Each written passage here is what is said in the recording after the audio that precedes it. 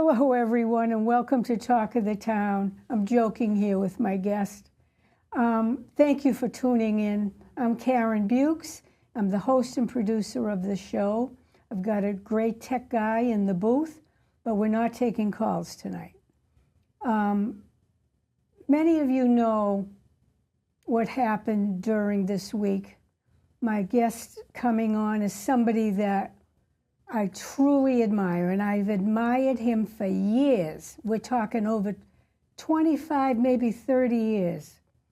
I've known what he's done. He's one of those people that helps everybody. I've seen him in action.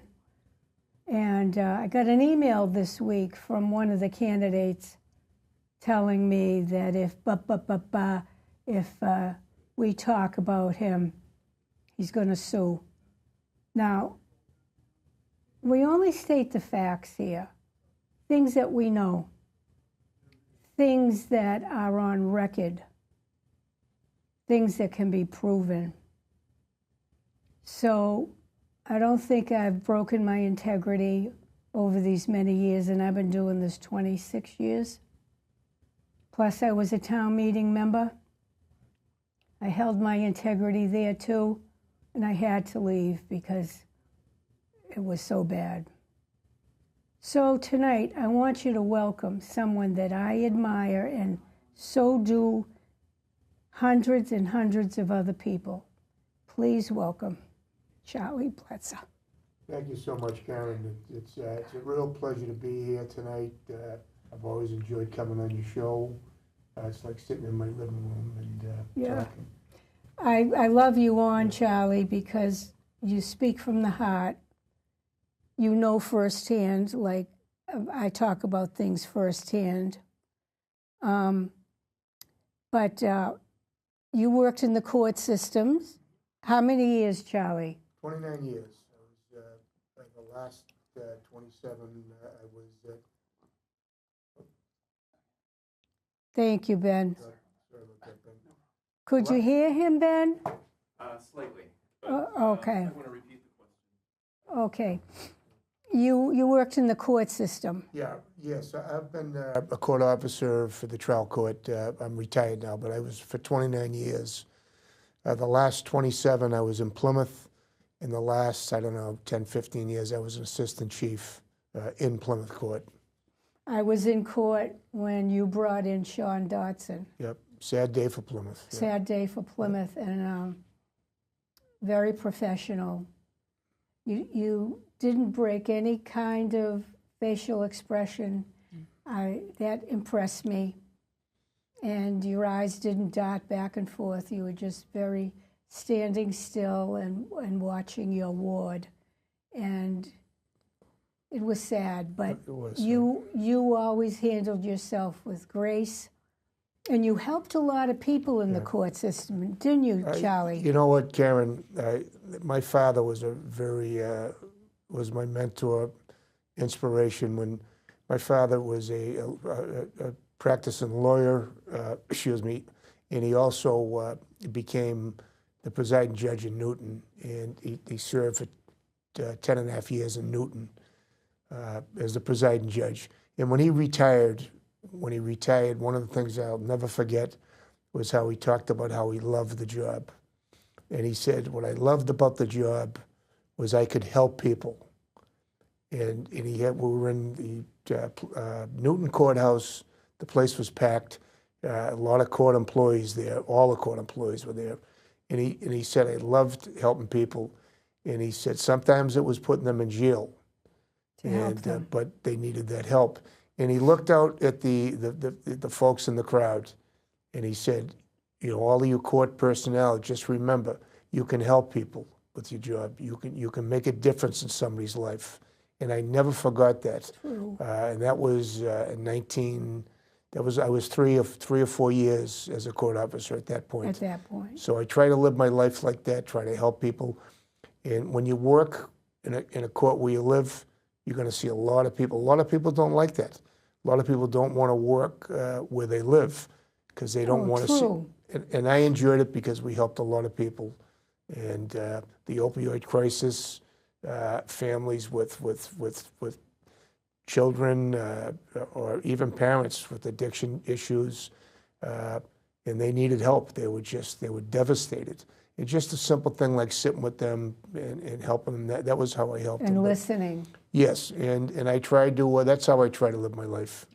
And you have Charlie, and you were the manager at East Bay Grill for years? I was lucky, that was my, before the East Bay Grill, I was a manager of the Stockyard in Brighton for 8 years, the night manager there. So I was 23 years at the East Bay. I retired a few years ago. So for the last 31 years of my career, I had 2 great jobs. I had the court during the day, and I had fantastic restaurants, successful restaurants that I was the manager of. Well, you certainly had the personality for the East Bay Grill, because when anybody would walk in, I would watch you, and you were like greeting a family member. And you might not even have known them. It's a similar. It's the hospitality. It's again helping people. Yeah. And it was. I'm a people person, and that's. I helped so many people. I was able to help so many people there, not just with reservations or with getting them a table and making sure that everything was fine for them, but other ways. I would get calls from, it's how I met Dick Quintal. Dick would call me and say that we have a family that their house burnt down, and both the parents died in the fire. I remember specifically, and we need help. I'd get food. East Bay would donate food. He's always doing it. Yeah, and Dickie and I, and we had other people. That David Gomes, who's passed away now, was another guy that we can count on. But we were also, with my connection in the East Bay Grill, I was able to have a rapport with all the different restaurants in town. The Viscarellas, Jimmy that owns Anna's, Cabbie Shack. You've always been business friendly. Yeah, and so people would help. So we, it became a network helping people. So I love Cabbie, by the way. Cabbie's I think he's a great guy. Yep. And you were a selectman. Yes. And I personally thought you were a great selectman because you cared so deep, to your own detriment at times. I'm the same way. It's because, all heroes don't wear capes. So you never felt that way, and I don't feel that way. No. You're just helping. Tell me about your time on the board. I know you served with Betty. Yeah, Betty, Dickie, Kevin Canty, Harry Helms, Patrick Flaherty, John Mahoney. John Mahoney. Yeah. So I can just tell you that I never planned to be a selectman.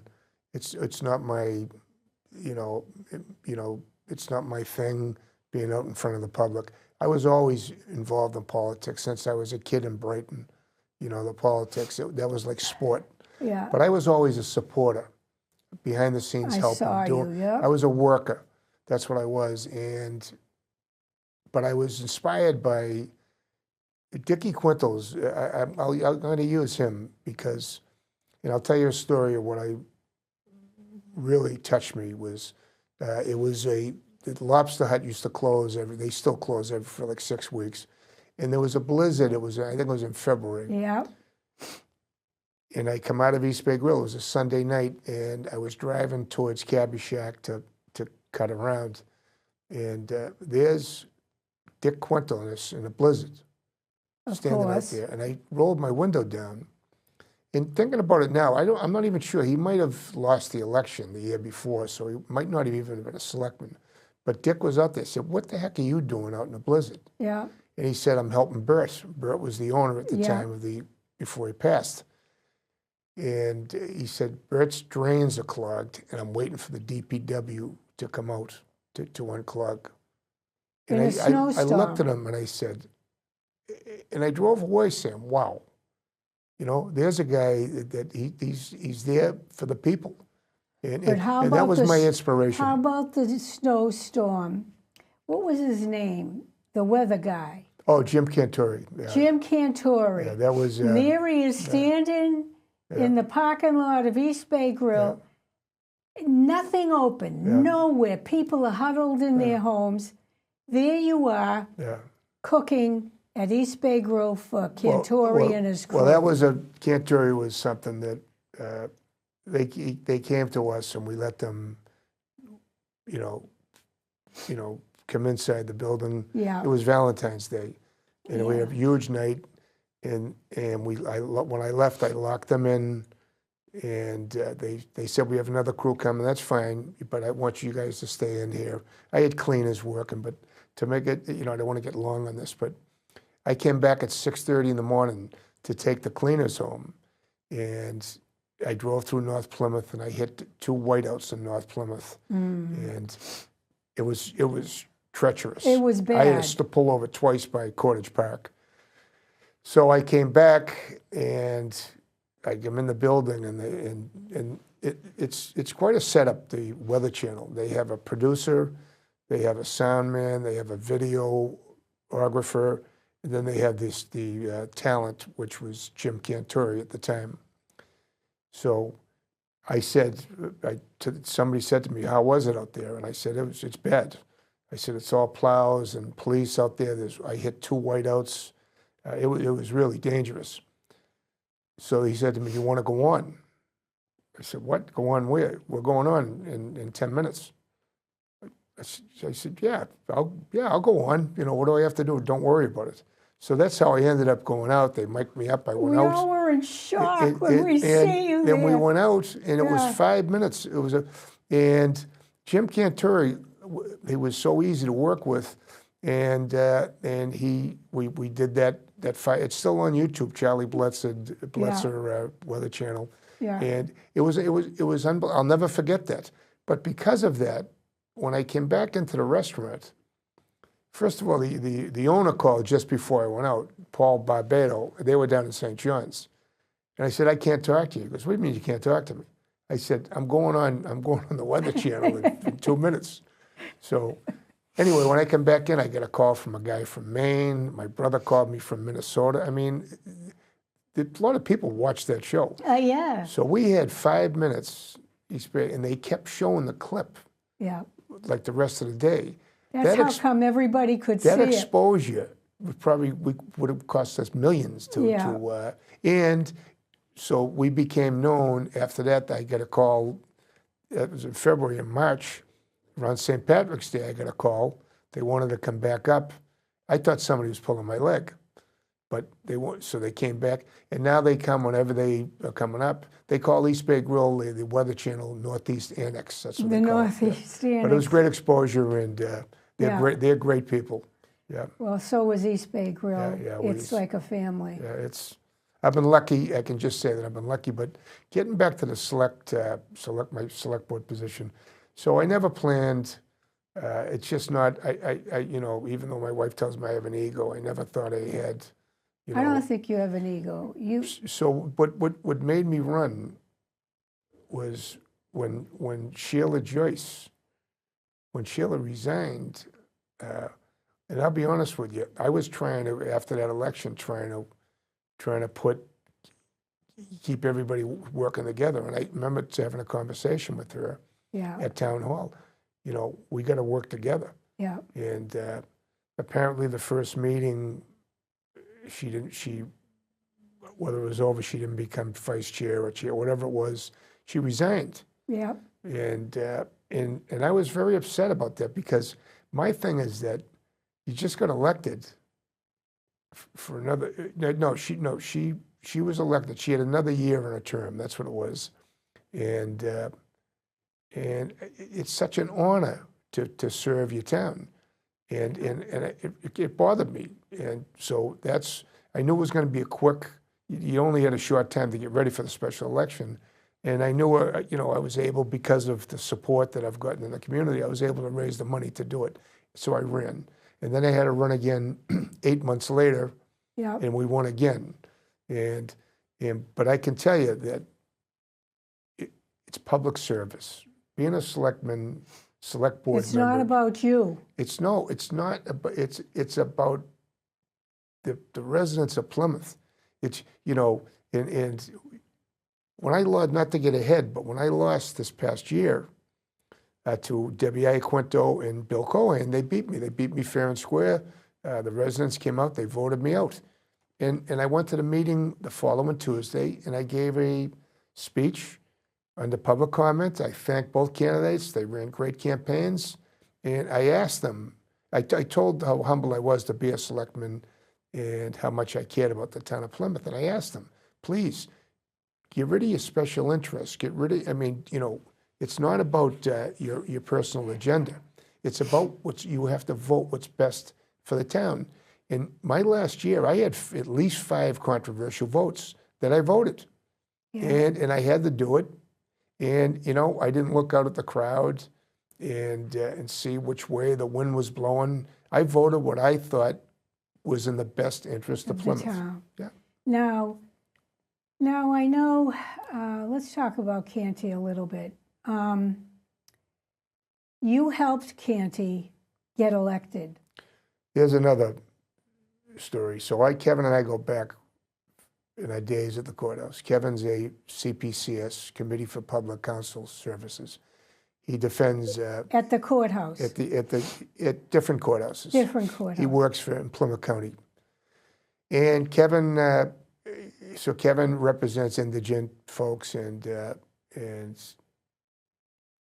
funded by the state and perpetrators. But he'll do, like a couple times a month, they do duty days at the court. The duty attorney, what the duty's responsible is any cases that come in, they get assigned to. But especially for the court officers, we have custodies downstairs, prisoners that get arrested that are being held. And he needs to, if he needs to do he has to represent them, do bail arguments to see if they're going to get released or if they're going to go back to the House of Correction. So it's very important with our prisoners that whoever the duty attorney is they get their work done as quickly as possible. Sure. Because if we don't get picked up at lunchtime, we get the last pickup in the afternoon, which sometimes goes into the evening because we're the closest to the jail.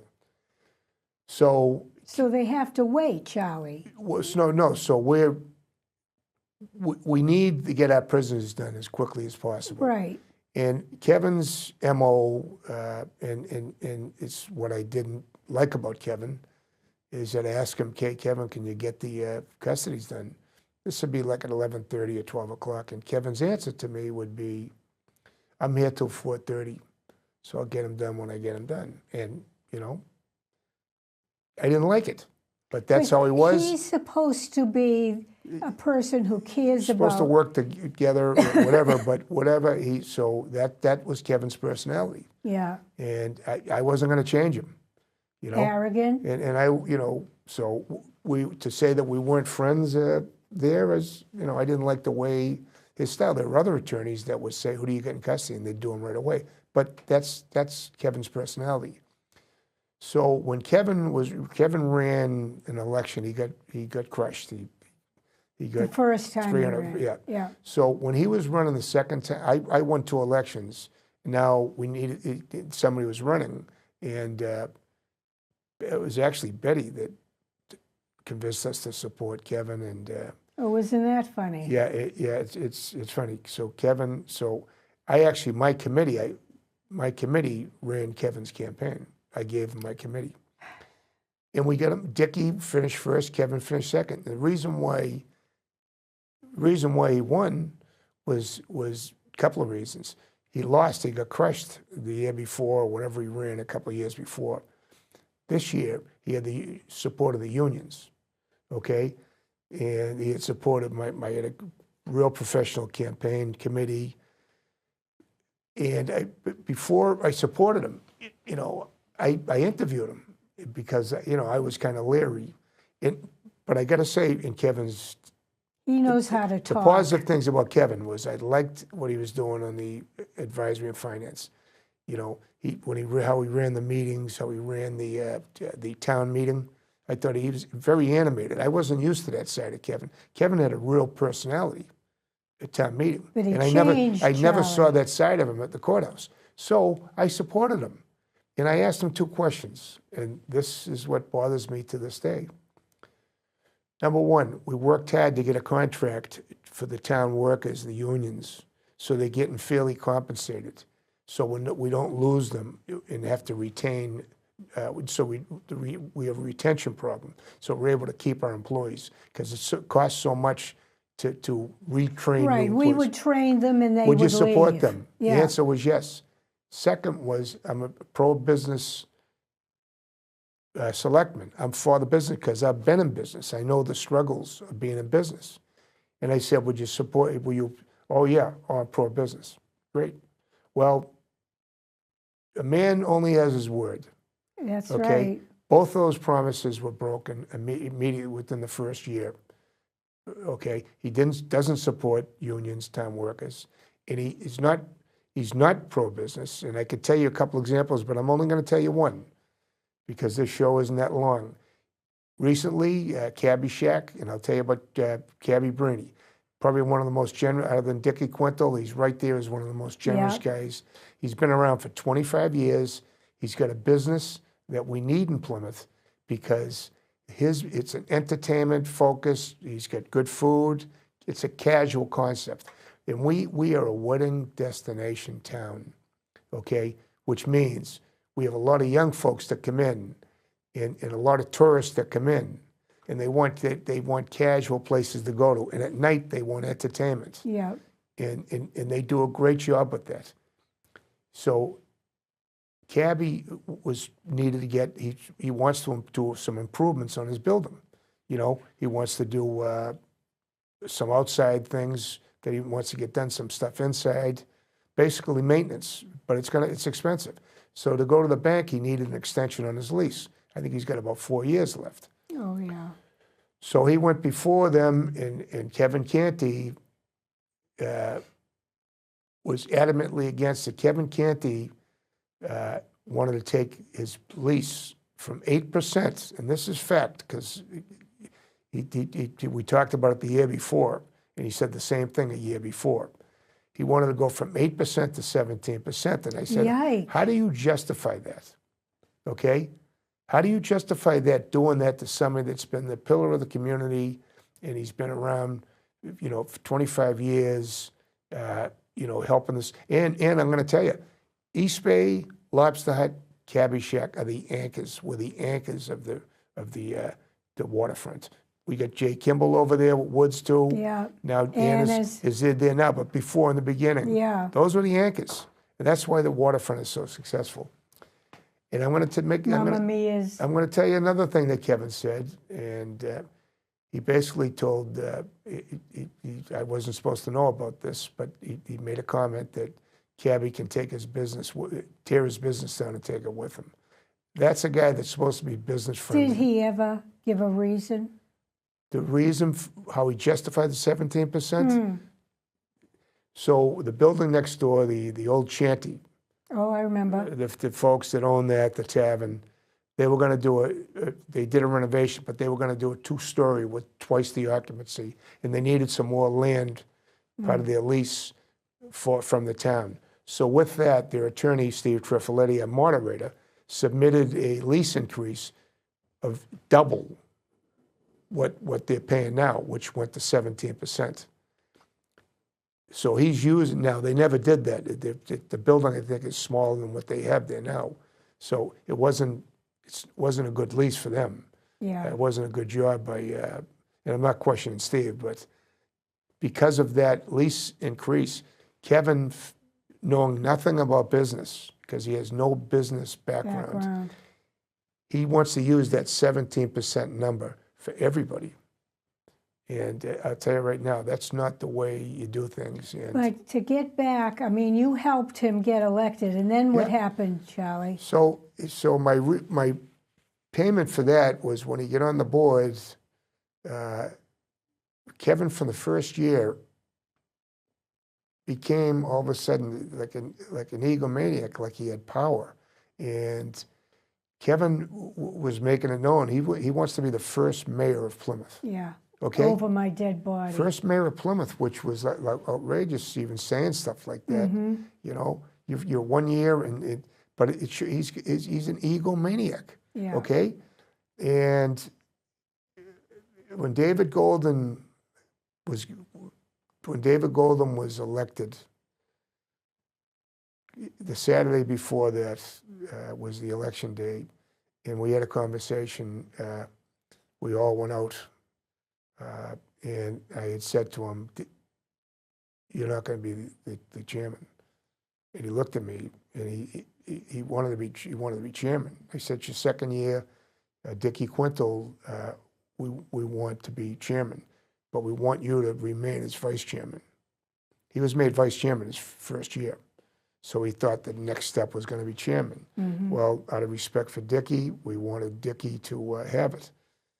And so I told him, "This is how it's going to work. You're going to be vice chairman, and Dickie's going to let you have a lot of power." And so he wasn't happy. And I asked him, one thing I asked him too, Kevin, you got to do me one favor though. You got a law degree, you're the smartest guy on the board. Please stop trying to tell us how smart you are. Okay? Please stop trying. You talk down to me every meeting. In executive session, he talked down to me. And one time it was never going to get physical, but it's irritating. It's offensive to me. But look what he did to the police chief. Yeah, no, so so because of his animosity on that, he knew as long as I was around, he wasn't going to be chairman. So what does he do? My first election cycle, which is the following year, he recruits Deb Iaquinto. Deb Iaquinto is a very nice lady. I have nothing bad to say about Deb. But Kevin ran her campaign against me. Unheard of. And on top of that, he came to my fundraisers, was working my room. And this is the way, Kevin, this is loyalty for helping you get elected. This is the way I get paid back. He doesn't have a loyal bone in his body. Yeah. He could do it to Deb sometime. Your word is everything. And when he lied to me, those two questions, and then he showed his disloyalty to me. And so if that's the way he wants to go through life, But I will never forget the time he dressed down the police chief. It was darn embarrassing. Embarrassing. And then the ICE business. With Kevin Canty, my opinion on Kevin is if it's not Kevin's idea, it's not a good idea. And if you watch the meetings, Kevin always wants to have the last word. Yeah, well, he waits in the weeds. Yeah. So, Kevin, I was getting a lot of complaints. And the town manager was getting all kinds of complaints on the parking lots. I was getting complaints on the garage next door to the town hall. I know the neighbors there. And they said it was awful. I actually come out of my house one night and went down, and I had to call the police, and I drove down there. All young kids, skateboarding, revving engines. It was bad. So the chief put together, we were going to have a loitering ban, present the loitering article. And Kevin took it apart. And Kevin, the meeting was the most embarrassing meeting I've ever seen. He dressed the chief down. He interrogated him as if he was a defendant at a trial. This is a #1 law enforcement agent. And he tried to change he wanted to change the loitering, the ban. He wanted to change it. And in the end, he finally got his way because he amended it to after 8 o'clock at night, only in parking lots, not in the sidewalks. And Kevin's concerned, and I said to him, we have bad behavior all over the place. His concern was civil rights violations. And I said to him at that meeting that you're more worried about the people that are offending our residents. You're more worried about them our residents. Than the residents that want some peace and quiet and don't want to be harassed in these parking lots, don't want to be harassed in the garage, and don't want to be waking up at night by bad behavior. And and maybe that's because of his CPCS background, whatever. But after that meeting, because I tore into him, and he made some comment about, can you get the rubber off my back? I said, rubber off your back? Yeah, you threw me under the bus. I said, what did you do to the chief of police? Yeah. It was outrageous. And I talked to him for 20 minutes in the garage. I said, Kevin, the perception in there is that you don't respect the police. The police officers hate you. That and they still to this day they have no respect for him at all. He's not respected with public safety at all, and because he continues to try and micromanage the public safety. Yeah, you got Bill Cohane doing the same thing on the other end. He's doing it with DPW. Govern the town by committee. The more the committees, the better off. But I only state the facts. You only state the facts, first-hand knowledge. I mean, he didn't get his way on the ice business going through the select board. So one of his like-minded friends, Al Delogis, I think that's how you say it, Art Delogis, brought it to town meeting. How embarrassing. Now Plymouth has a bullseye on their back. Not only that, to disrespect the police again. Let me tell you that this current select board has gotten nothing done in this year, in the year, 11 months. Nothing done. Nothing gets done. I watch the meetings. I go to the meetings. They can't even get votes in. And I know my first year, there was 6 major things that we got done, okay? That we got done. We worked together. Our board worked together. And that was part Betty, of that. Dickie, myself. That's why I have the confidence and that's why I support them. Yeah. This board's got nothing done because they're focused on social issues, national issues that don't really affect the taxpayers. Well, David Golden and Dickie, the 3 outvote them. Yeah. And David Carney, I mean, last night he brought some comprehensive things through with the budget and what they're going to do. But it's going to be hot air all over again from the other 3. Let's involve this committee and that committee, and let's do, you know, it's all by consensus on committees. And they've got to, but they've got to stop focusing. We need to focus on. First, it was the budget. In the meeting you're talking about with Art Slowage, and after that meeting, I said to Art, you forgot something when he was leaving. He says, what? I said, your soapbox. yeah, Get your soapbox. So what I saw, it was a 6-hour meeting. And over 4 hours was it, you know what it was, Karen? It was like 2 rallies in the same room. You had the No Kings rally and you had the Trump rally in the same room, taking turns going up. It was unbelievable. In what really, I finally went up and said something. What bothered me the most about this, it was all for nothing. It was the chief last year presented us a ICE policy, and we approved it unanimously. Kevin was part of it. and it was a great policy. Kevin was part of it. Now here it is in a political year for Kevin. He's running for office, so he's going to use his select board seats to campaign. He did the same thing with the 40B in North Okay, but Plymouth. let's start with this first. This is what he's doing. And the public out there, if anybody's watching this, should know this, okay, that Kevin has been campaigning from his seat. And nobody that I've ever sat with has ever done that. It's outrageous. So Kevin was talking, the ICE thing. So the chief, we already have a policy.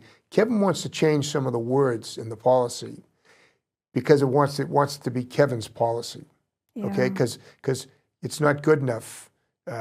You know, Kevin with his ego wants to, you know, be the man of the people. And to me, first of all, it's a national issue that we should be staying out of. The chief's policy was very adequate. We don't get involved in any civil with only criminal behavior. Of course. Okay. And in the end, after 4 hours of torture, they didn't have time to talk about the budget. They didn't have time to talk about stabilizing our taxes, things that were on the agenda that they wanted to talk about, because they were too busy talking about this national social issue that really is not a problem in Plymouth. And I can say that. I support the immigrants 100%, okay? I do. But I also support ICE. They have to do their job. We have to let the federal agents in do their jobs, okay? We can't get involved in it. We can't stop it. So that meeting was about, in the end, the select board, they were going to vote against Kevin's policy. And this wasn't the Kevin's policy and the chief's policy. This was just, the vote should have been, do you support Kevin's policy? Yes or no? But Kevin, in his cute, he's political, real cute and crafty, turns it around to say, I make a motion that we support the chief's policy. Chief already had the policy. We did it last year. Yeah. I had the policy in my hand that night. Okay? I had it. We already had a policy.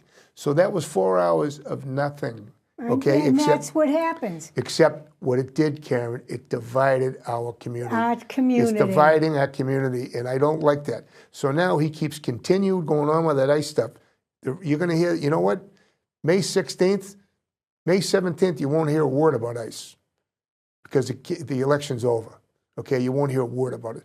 And in fact, we haven't had anybody from ICE since September in Plymouth. We haven't had anyone from ICE here. It's a non-issue. Okay. The other thing he's campaigning for, and I keep hearing, is about this Pulte. So let me tell you about that Pulte project. In North Plymouth. Nobody was in favor of it. No. But we can't stop it. 40 years ago, Pulte did the ponds of Plymouth. Ugh. They provided no services to the Right. town. They built hundreds and hundreds of homes with no services in the town. They really hurt the town. So I'm not a fan of Pulte. With that being said, they bought the land. And I'm going to tell you, if you want to know who the real culprit is, and I love the Sheehan family, but Meg and her family, they're the culprits. They sold the land to a known 40B. They knew what the development was going to be. She tries to get out of that. You know, so that's the real culprit, okay? How many times has she sued the town? She's sued many times and never won. Yeah. She's never won. Never won. She's never won. But that's another, we can get into that. But so the Pulte project, they came before us. Now, I'm listening to the traffic studies they're doing because that's a concern. Yeah. So a bigger concern right now is, now that it's already that it's in us, is when are we going to finish that CVS intersection there? Okay, because that was approved years ago. When are we going to get? They should be worried about getting that done. So this group, Pulte, was going to fix Hedges Road, and they were going to do, I think, some sewer infrastructure, $2 million worth of gifts.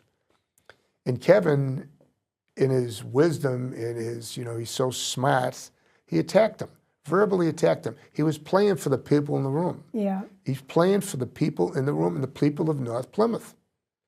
And I'm sitting there saying to myself, we can't stop. They're going to come back as a 40B, and they're going to get whatever they want. It's going to be terrible, and it is. And Kevin kept attacking, and at the end of it, they walked out of there disgusted, and they came back a month or two, and they played 40B, and now what do they have there? What's going up there? More. 13 more units than they. It's going from 150 to 163. Kevin Canty did that. And they don't have to give us anything. There's no gives.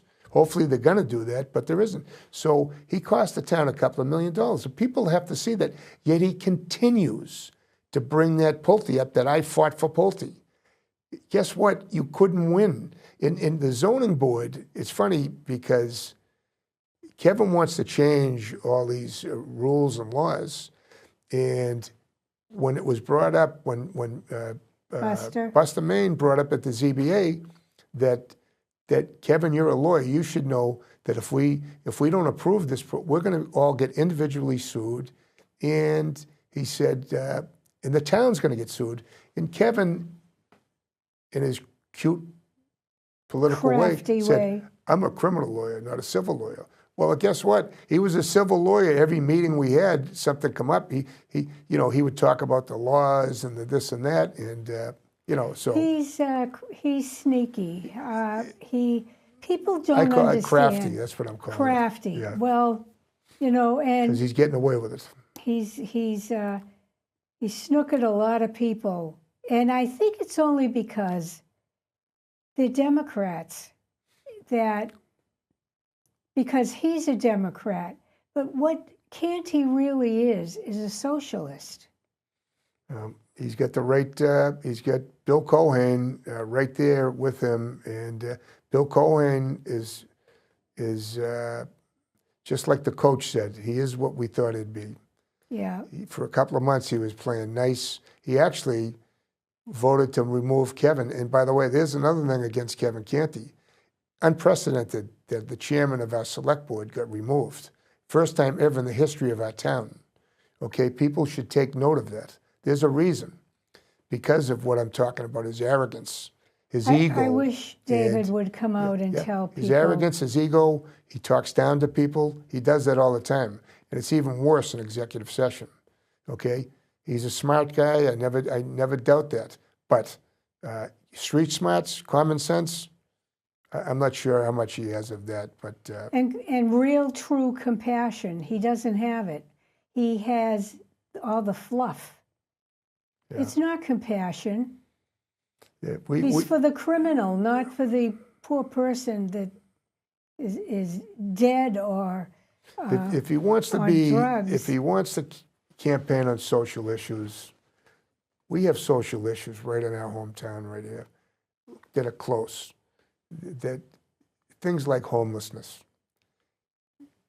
I was trying to help homelessness. I went to Michelle Brady, our Health and Human Service Commissioner, phenomenal. I love One her. of the best things that Derek Brindisi. I got to get her on here. Derek, you have to get her on here. Yeah, I tried Derek 3 Brindisi, times. a town manager, one of the most innovative.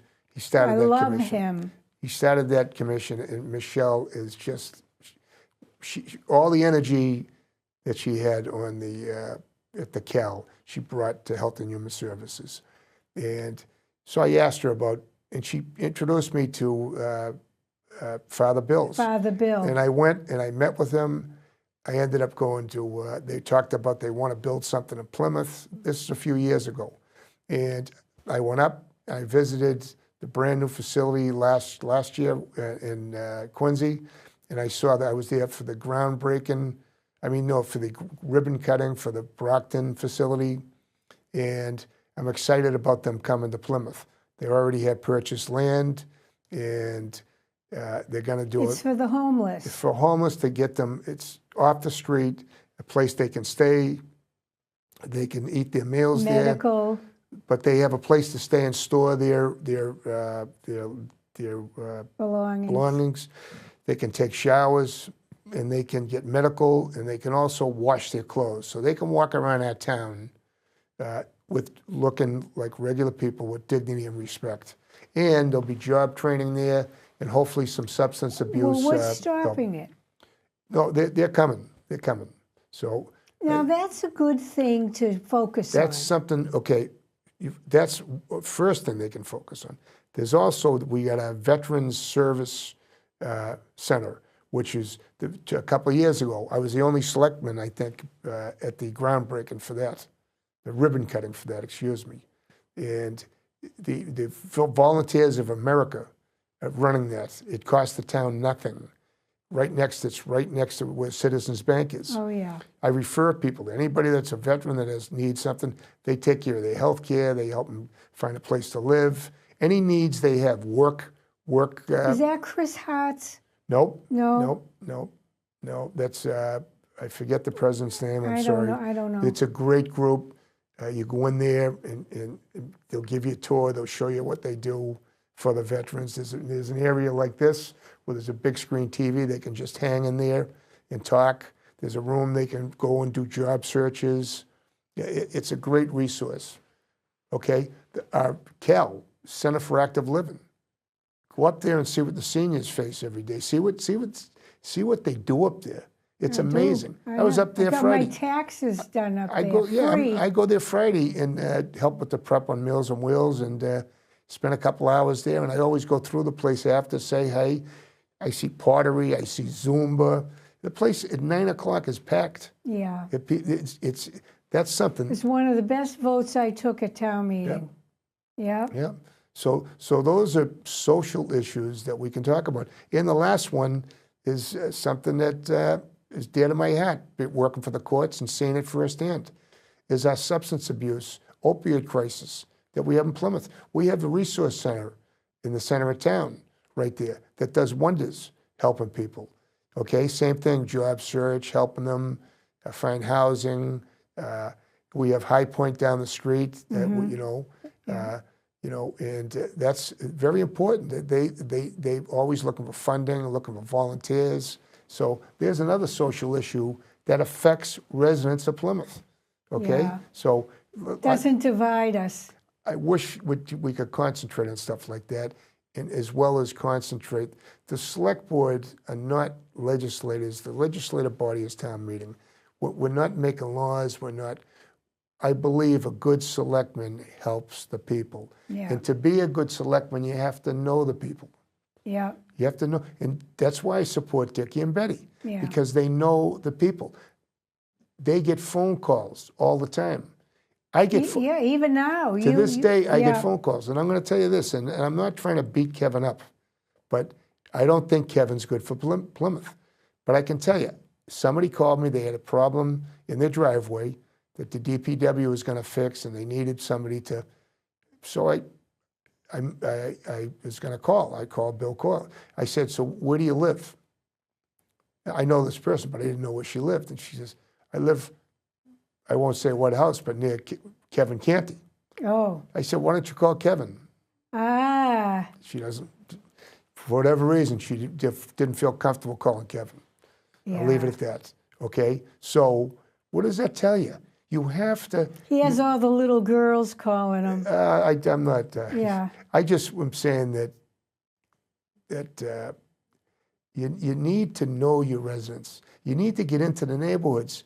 You know, Matt Sheridan, who's a local builder, who's doing great things for the town, affordable housing. Matt had an issue down in South Plymouth. He had a development. And I went down there because the neighbors down there, this was last year, they had a problem with speed right near one of the beautiful ponds down there, the lake. It was beautiful. So he went down there. We had I got the DPW director, the assistant director, the town manager. We all went down there, talked to the neighbors, and we come up with a solution. Guardrails, speed bumps, to solve their problem. You know, I've had people call me about their streets, the chip seal. They don't like it in the streets. I go over there. I don't just. And during a storm, I'm sure you get I calls. go over there. I had a guy with parking over in Clifton, and when I say I'm doing all this, it's not. I'm not trying to pump me up. It's just what you should be. But you doing. enjoy it, Charlie. Yes. This is who you are. I was a public I bet servant. you Ken Tavares gets phone calls, Yeah, you know? Yeah, and I'm sure Ken would probably like to get right back out there He too. would help. So I think it's, if you're going to be a selectman, it's certainly, if you're doing it for your ego, if you're doing it for power, if you're doing it, then you're in the wrong business. You're not doing it for the right reasons. And Dickie and Betty are doing it for the right reasons. It's Well, certainly they not for money. saved the town over $20 million when Betty was on. Betty and Dick did it. Yeah. So this election right now, I know you were going to ask me about the election and the candidates. I know. But you're so fascinating, Charlie. Yeah. So you know. I just want to. I'm really bothered by the censor, Scott Vecchi trying to censor me. Okay, so I'd like to talk for a couple of minutes about that, if possible. Okay. And Scott. Well, you know the email that I got. Yeah, why don't you read the email so Well, people understand what we're talking about. He said, he starts out okay, and it's because we never had an adverse relationship. But I stayed away from him because of things I know. And he sent this email. Good morning, and hope you are well. Just a friendly and off-the-record heads up. Well, I'm not an off-the-record kind of gal. Heads up about Wednesday's show. I've had enough of Charlie's lies and personal attacks, so you might want to review the definition of slander, libel, and defamation to keep him on track, as I will review all of my available legal remedies should he continue, and I do not want you caught up in it because politics aside, I still consider you a friend. But in here is a veiled, not so veiled threat. Right. And he's saying on one hand, hey, how are you, kid? But if you do this, I'm doing that. So I said, why are you so worried? I don't tell my guests what to say. You just threaten me. Everybody has lawyers, freedom of speech, also only the facts as reported. In the Record, as in the Independent, you just bullied me. Facts, just the facts. And I said the same thing online. You don't do this to me because I will come after you. I will tell the public what happened, how it happened. And somebody suggested I call the police and send them to his house. I don't want to bother the police over that. So let me tell you, first of all, Scott Vecchia is a bully, okay? He should proved it to you right there. But firsthand, I've seen it. There's also a scathing reports on him, the police officer standards commission has. So let's talk about his bullying. I watched him at a forum in Red Brook, and I watched, the only female on the panel was Betty, and he attacked her twice. I mean, outrageously attacked her twice. Well, didn't he put her on his Facebook page behind bars? Behind bars. If that's not harassment or whatever, that if you want to talk about defamation of character, or but he's got worse problems than that. So I addressed him at the end of it, and because he talked about how he was a paramedic and he worked a double at the marathon, and he's on a grade, he did a double shift keeping people safe.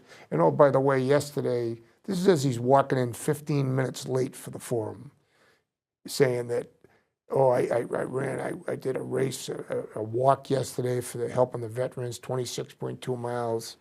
So I asked him at the end if he'd ask questions. I said, we've heard about all your accolades. You know, you did help through the marathon. Beautiful, great. You were a paramedic, and you get paid. You're as a double. And also you help with the veterans. There's people in this room. I know Dickie's very supportive of the veterans. Oh, my God. As I am too. Yeah. But I said, that's great that you did it.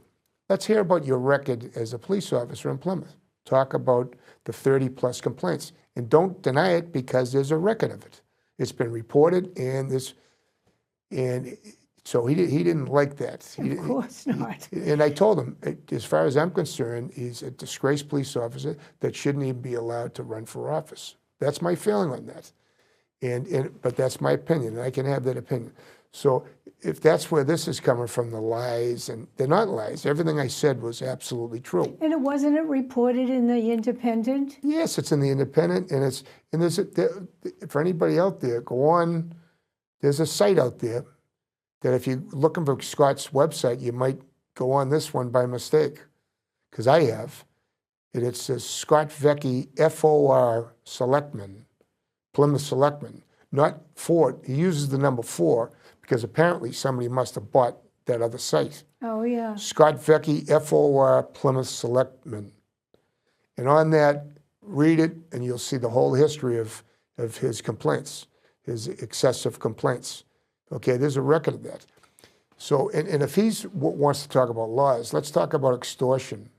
He should brush up on that extortion law, okay? And true story, another fact, he went to Quintal, I think it was December. Yeah, I went there the day after, he went into his shop, went into his business, his place of business, into his office, and said, he's putting the olive branch out, and I'll go back why there was a problem with Dickie and Betty, with him. So he come in, I'd like, extend the olive branch and yada, yada, yada. And he segues into, I'm going to run, but I'll be a spoiler. So I'll step out and won't run if you talk to the Chief Flynn, Lord. to get me to be able to do details for the police department. Yeah, Dickie, now, I was the details, flabbergasted. $73 an hour, okay? That's what the details get for out-of-town details. He can't get certified as a police officer because post won't certify him. So even if the chief wanted to do it, which he would never do, okay? So Dickie basically told him to pound sand and get out of the office, okay? He called me and said, "You're not going to believe this."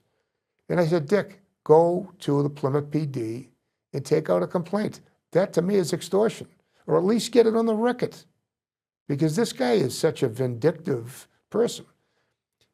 Scott Vecchi has got a law degree. He does. I don't know if he practices. He says he does. He does. So good. I'll take it for that. That's great. But what Scott Vecchi is, he's a bully that's got a law degree that uses his law degree as a weapon to threaten people. He did it. He basically said, "If you say the wrong thing, Charlie, I'm going to sue you." Okay? That's what he's saying. Okay? He gives lawyers a bad name. He's a lawyer that lawyers hate, and people hate Good lawyers and hate lawyers, and people don't like lawyers because of people like him that are bullies with their law degree, and that's what he is. And I'm going to tell you, I have two brothers that are very respected lawyers, okay, that practice all kinds of law, criminal, all kinds of law, and I have a father that was a very respected judge. I respect the law and I understand the law, okay? So, Charlie, didn't he bully a female police officer so bad that she had to leave? It's on the record. I don't know the complete specifics. I don't know the complete. But in the complaint, I know he used to call them retards, female officers retards, as well as some of his subordinates. That word retard is the most offensive word out there with all the mental health that we have, not just in our community, but in the whole world. The mental health is so prevalent. To call somebody a retard is just, it's awful. Well, he said it was a joke. It's not a joke. You can't joke about. You can't joke about that word. And he said it, okay? And but it gets even worse. The reason everybody has to know why the vindictiveness and why he's vindictive about Betty and Dickie. Betty and Dickie, and I don't think Betty even had anything to do with it. He thinks she did. But Dickie, when he was chairman, was handed a package on Scott when he was up for a captain, I believe it was a captain promotion. And Dickie handed it to Melissa. Melissa, when she saw all the complaints, knew that she couldn't, if she ever promoted him, it would have been a huge scandal. Right. That's what happened. So he blames Betty and Dickie. Yeah. And I'll give you another story that is fact. We can't because we're going to be going out. Okay. But this is good too. Yeah, this is. We'll get it next time. Next time. But Charlie, we have more stories, but I mean, we're doing an hour here tonight. For you, I did an hour. I usually do half hour. I should have finished up with something. That's all right. I'll get it out. Yeah. I want to thank everybody for tuning in. I'll be back in 2 weeks with the Shallow Pond people on the 20th and the 40B that's going in there. So thank you for tuning in, and thank you, my buddy. My pleasure. I love you. All facts. Thank you so much.